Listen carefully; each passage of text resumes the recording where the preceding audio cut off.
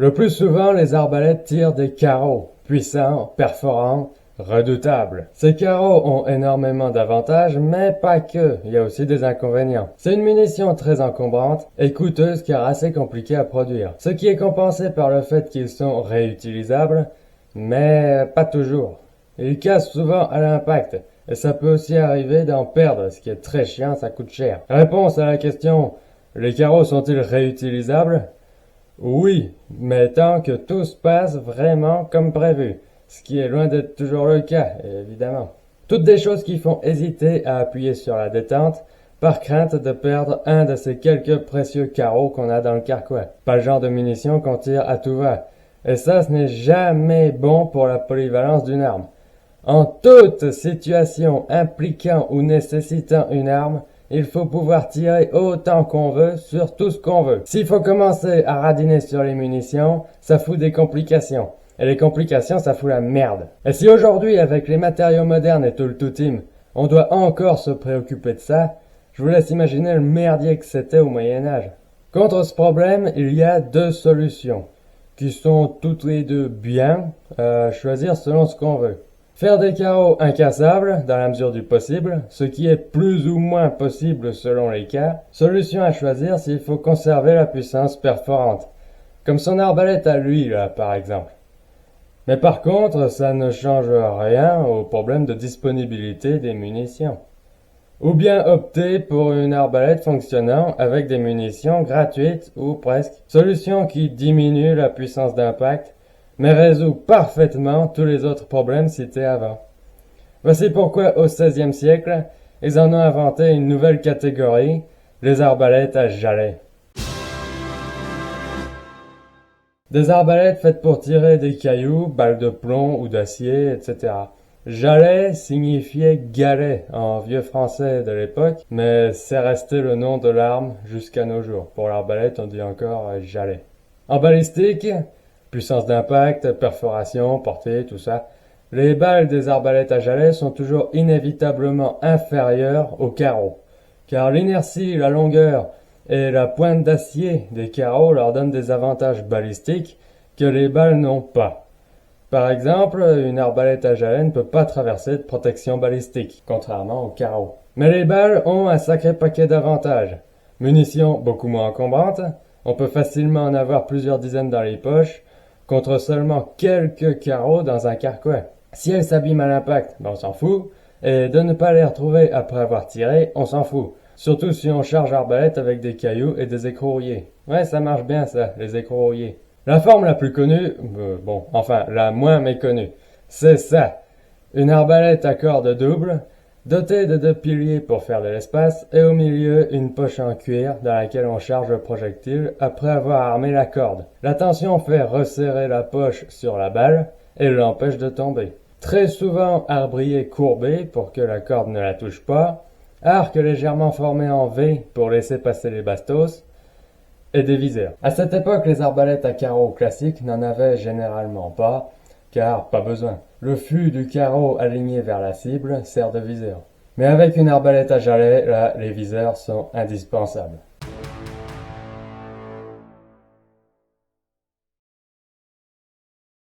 Un seul projectile par tir, malheureusement pas de chevrotine, mais aujourd'hui avec les nouveaux matériaux, il y aurait peut-être moyen d'arranger ça. Puissance assez faible car c'était surtout fait pour chasser le petit gibier. Ça s'arme à deux mains, sans étrier, donc maxi 150 livres de poids de traction. Ce pommeau là, c'est pour l'appuyer contre soi quand on l'arme. Il y a aussi des versions dotées d'un levier d'armement intégré, qui améliore et facilite grandement. La portée pratique est d'environ 15 mètres et la puissance d'impact dépasse rarement les 20 joules. Assez pour les bestioles visées.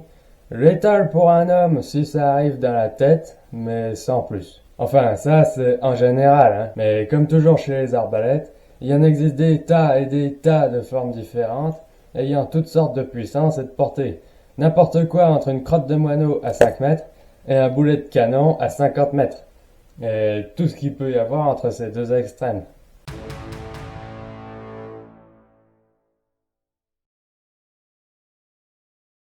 À l'époque où elle a été inventée, les seules autres armes à tirer de la pierraille étaient la fronde, très puissante et accessible, mais horriblement difficile à utiliser, le fustibal, encore plus puissant, aussi accessible, un peu moins dur à manier, mais quand même encore pas de la tarte, et ces deux armes nécessitent un grand espace libre autour de soi pour pouvoir tirer. Dans une forêt épaisse ou à l'intérieur, ça sert plus à rien. Et l'arc à jalets, pas très puissant, et très difficile, voire même carrément dangereux à manier. L'arbalète à jalets était la meilleure solution possible. Elle avait assez d'avantages réunis pour être préférée à ces trois autres armes pendant 400 ans. Aujourd'hui, peu de gens les connaissent, mais ces arbalètes à jalets étaient et sont bien moins rares que les fusils arbalètes. Pourtant, eux sont hybrides et très supérieurs sur quasiment tous les points.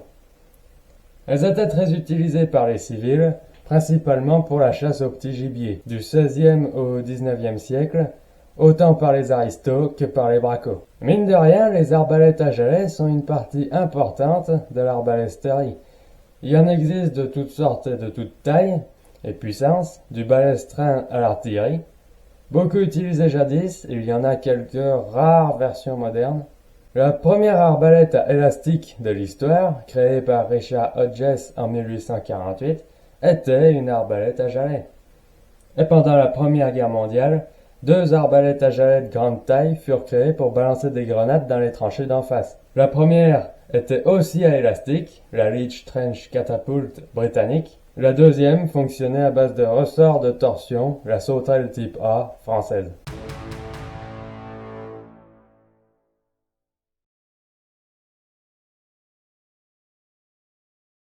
Bien sûr, aujourd'hui, en remplaçant ce pauvre vieil arc en acier par un arc en fibre de verre bien énervé, il y aurait moyen de faire des trucs assez bien. Et avec de l'élastique comme propulseur, ça peut donner des armes très spéciales, des systèmes sans branches, deux coups juxtaposés, etc.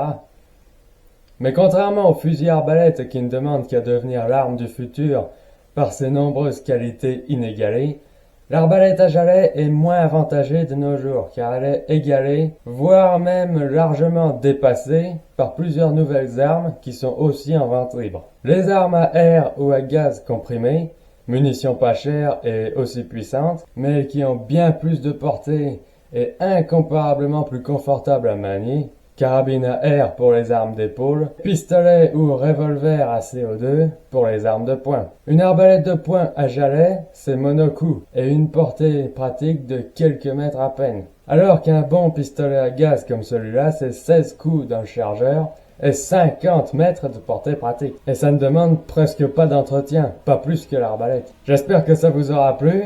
Les extraits de pages de BD que vous venez de voir viennent d'un album en cours de réalisation, dessiné à la main, sans IA, premier d'une série qui met en scène une révolte contre un gouvernement oppressif à l'époque moderne.